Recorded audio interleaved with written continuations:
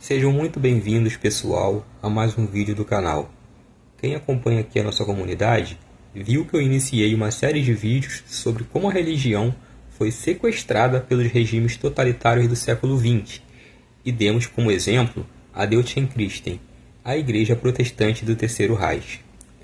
Nesse vídeo, nós falaremos sobre a Igreja Católica Oficial da China de Mao Tse-tung, a Catholic Patriotic Association, ou Associação Patriótica Católica da China, como queiram.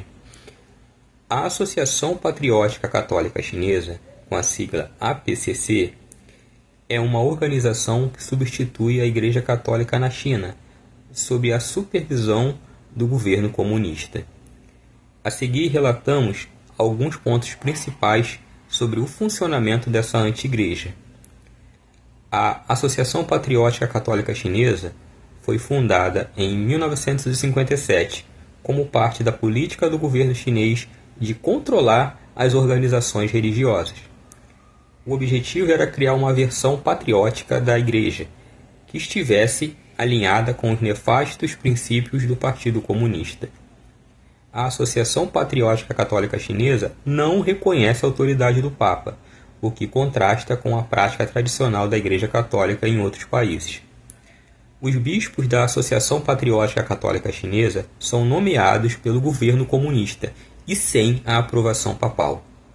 O mais estarrecedor é que nos últimos anos houve o ressurgimento da Ostopolitik, com tentativas de diálogo entre o Vaticano com o governo comunista chinês para regularizar essa relação, gerando protestos consideráveis de fiéis e bispos da Igreja perseguida, que se recusam a se submeter a essa igreja cismática e por isso acabam oprimidos, torturados e perseguidos na China.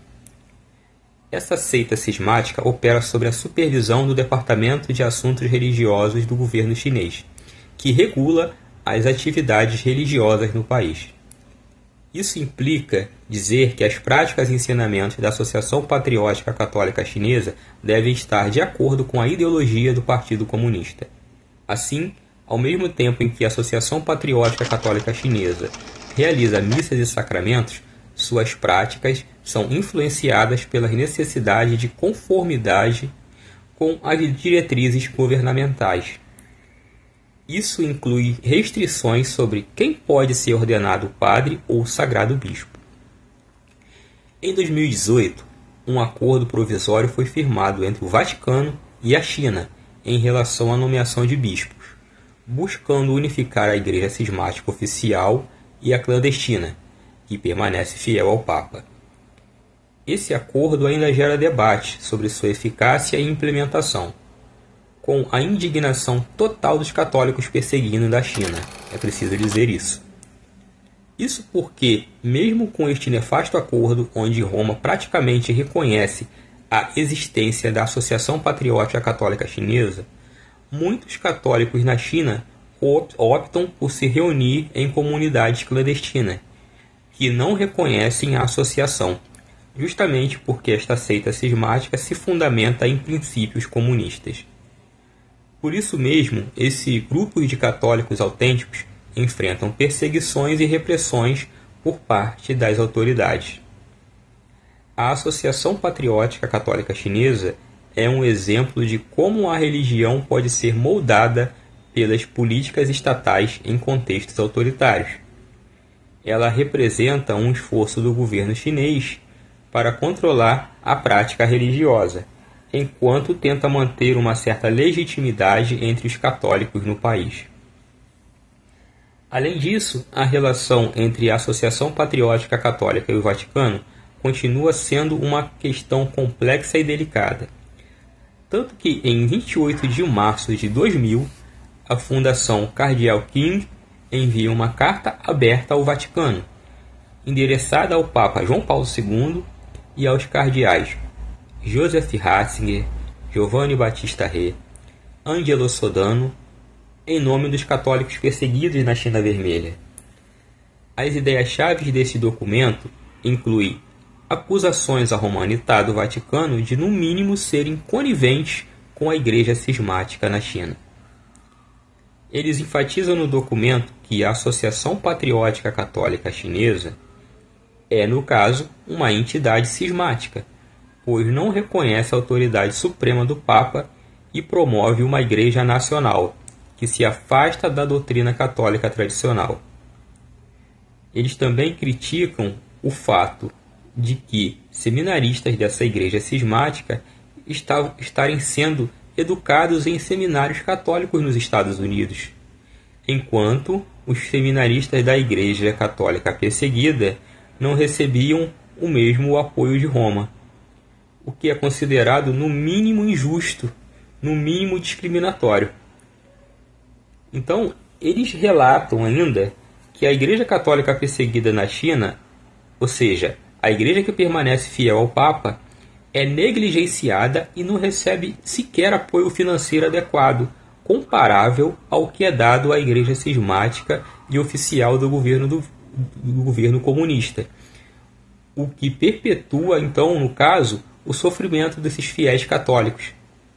Por isso, há uma preocupação de que a contínua aceitação dos sacerdotes da Catholic Patriotic Association pelo clero dos Estados Unidos possa levar a uma erosão da autoridade papal entre os católicos na China, especialmente aqueles que já enfrentam perseguições.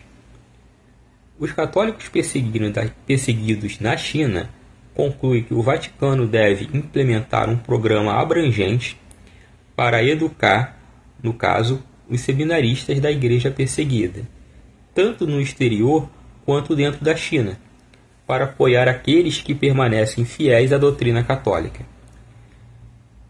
Então, esses pontos, no caso, refletem as preocupações sobre a relação entre a igreja perseguida na China e a política e a Ostopolitik vaticana, bem como o impacto das decisões do Vaticano sobre a comunidade católica na China.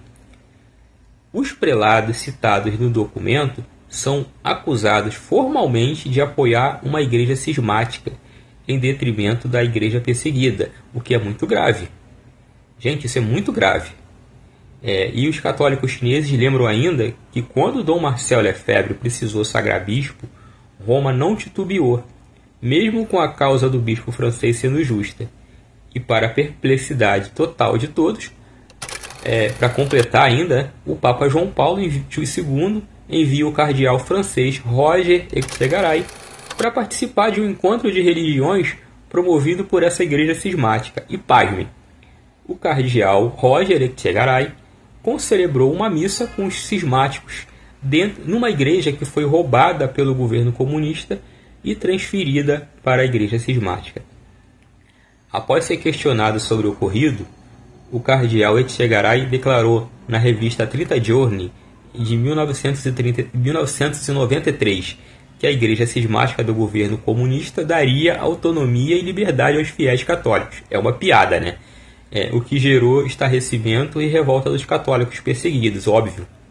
E pior, em 2016, na iminência de um novo acordo entre o Papa Francisco com o governo comunista chinês e sua igreja cismática, o cardeal Joseph Zen, arcebispo emérito de Hong Kong, exorta os católicos perseguidos a não obedecerem o Papa em caso de um acordo entre o Vaticano de Francisco e o governo comunista. Lembramos também que antes da criação dessa anti-igreja cismática, o Código de Direito Canônico de 1917 previa como punição apenas a suspensão ad vinis a quem fizesse uma sagração episcopal sem autorização papal. Isso só mudou com o advento da Associação Patriótica Católica Chinesa e seus bispos nomeados pelo governo comunista. O fato é que a questão na China é bastante complexa e há muitos bispos sendo ordenados sem autorização papal, mas com a conivência do próprio Vaticano, que nomeiam esses cismáticos para assumir dioceses em outros países, mas, ao mesmo tempo, puniram com excomunhão bispos que, em 1988, denunciaram essa Ostopolitik vaticana, decorrente do Concílio Vaticano II. Isso é uma ironia curiosa, né? E lembramos ainda que a Fraternidade Sacerdotal São Pio X, falando de Dom Lefebvre, né, foi fundada por Dom Marcel Lefebvre a pedido dos pais de seminaristas franceses que estudavam em Roma, pois os mesmos pais perplexos viam centenas de faixas dentro dos seminários com os dizeres "vota comunista" e nos quartos de dezenas de seminaristas, inclusive de seus filhos.